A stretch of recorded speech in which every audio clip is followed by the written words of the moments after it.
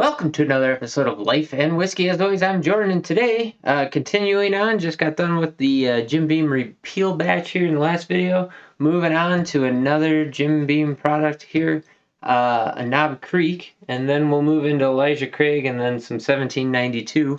We have a single barrel here, so it's a single barrel select, and it was selected specifically by Town and Country Liquors in Cheyenne, Wyoming. This is from Warehouse Z or Z, Floor 6, and Rick 096. It was distilled on November 8th, 2011, and it was bottled on June 14th, 2021, and it's sitting at 120 proof or 60% ABV, so a little bit hefty there. Picked this bottle up for $54.99, so let's call it $55. And I will say, so a lot of these bottles are from Cheyenne, from Town and Country. They had a lot of store picks there, and I just kind of went hog wild. Because locally, we haven't seen a ton of store picks. There are some. I can find them here and there, especially like Wyoming Whiskey. Got a store pick, 2 store picks, I think, here locally that were excellent. Most of their stuff's excellent, though. And so when I start seeing store picks, especially of things that are highly recommended by other people, I'm going to go out and grab those. And so that's what I did. Like I said, went a little wild here, picked up several things that I already had bottles of, but not the store picks. So 120 proof. She's a little hefty, and the cork's in there pretty tight. There we go.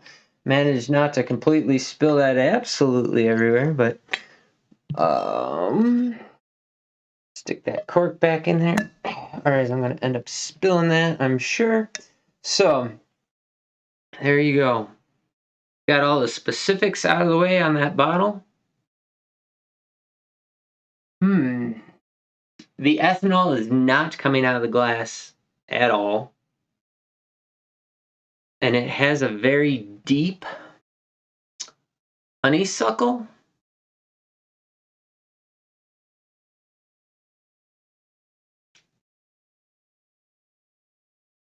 With a very light fruit cherry that is evolving into kind of a nondescript floral, like walking into a floral shop. Still really subdued. There is this sharp, in a good way, hard, extremely sugary sweet cherry candy. Like basically picture a Tootsie Pop cherry, a cherry Tootsie Pop, that flavor of cherry.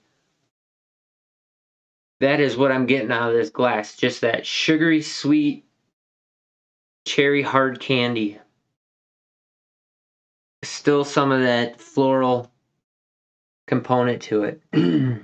Okay, going in on the taste.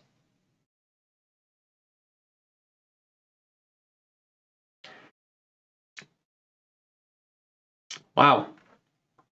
That proof does not come through until after I swallowed and kind of the reflux of the ethanol coming back up into my nasal cavity. And even then, it's still not burny at all. So for 120 proof, it's drinking really light until towards the end. It was very sugary, cherry sweet forward.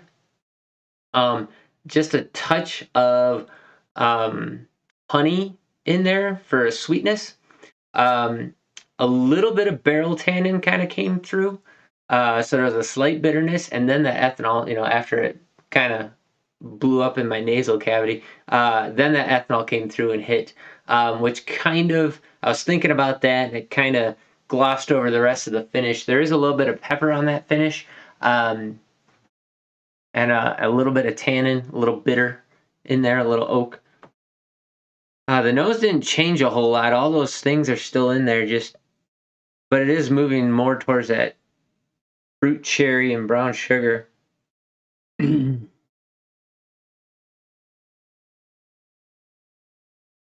Which is kind of nice.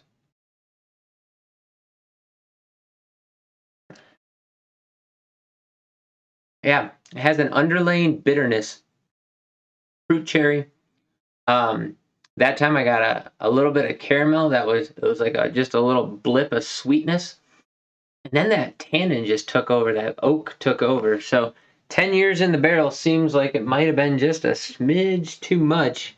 Um, for, at least for my liking. I'm not a big fan of really bitter bourbons. Um, it's just not a flavor that I'm really into.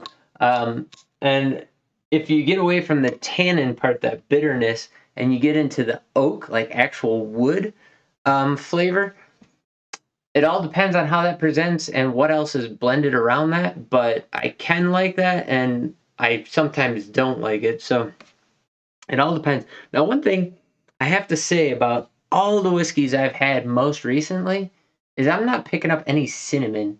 And actually, that is not a note that I have prescribed to any whiskeys that I've drank very recently, like in the last half a year.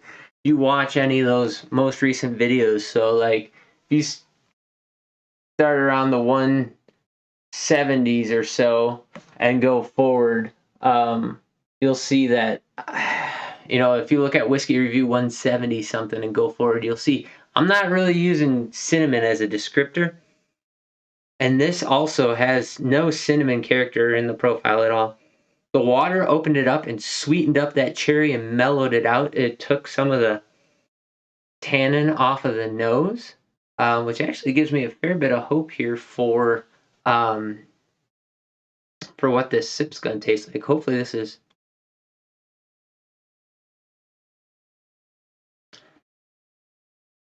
Hmm. That both sweetened it up and turned that bitterness into more of a black pepper slash rye spice that really picked up mid palate and just drove home. So it really fractured that flavor profile to really sweet for a little bit and then really spicy and kind of bitter for the rest of the profile. And it just went two notes and that was it. So it actually had more character and depth without any water in it. Um, and I guess it's just a real barrel heavy impact whiskey. Uh, and so if that's your game, go out, uh, check out some Knob Creek. The single barrel selects, you never know what you're going to find. It all depends on what that liquor store happened to choose. If they actually had an opportunity to choose, sometimes they're just given, they say, hey, we want to put our label on something, go ahead and bottle us something. So, maybe people chose this, maybe the distillery chose that. It's hard to say. Kind of the gamble you take with a store pick is if the people have their hands in it and are good at picking whiskey, you might end up with something really nice. If they're just looking to slap their name on something, um, to try and get a premium price, maybe not so good. It really, and it also depends on whether or not your flavor profile lines up with somebody else's if they chose that. Like I tend not to like the heavy barrel impacts whiskey. A lot of people do. So there you go.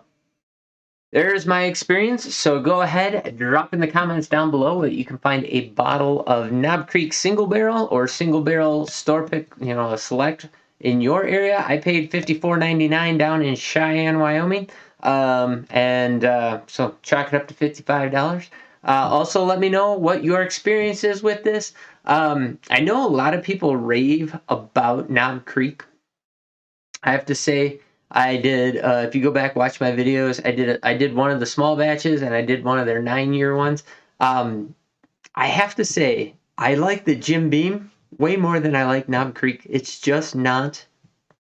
It's not the flavor set that I really am looking for out of my whiskey. Unfortunately, I mean it's good whiskey. It's just not what I'm looking for. So if I'm wrong about that and it's your favorite, go ahead and drop that down in the comments and tell me why I'm wrong. But as always, check out Life and Whiskey on the other platforms.